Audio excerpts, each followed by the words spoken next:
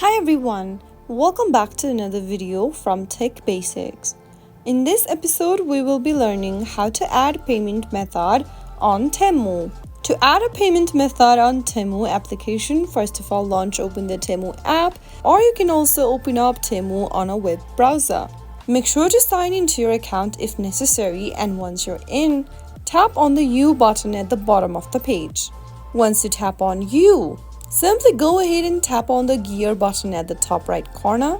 This will open up the settings menu. Tap on your payment methods and then tap on add a credit or debit card option.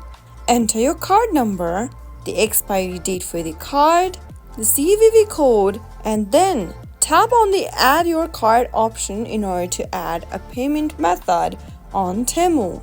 Depending on the payment method and your account setting, you may need to verify the payment method. Follow any additional prompts or instruction provided to complete the verification process, and once you've added the payment method, you should receive a confirmation message or notification indicating that the payment method has been added to your Temu account.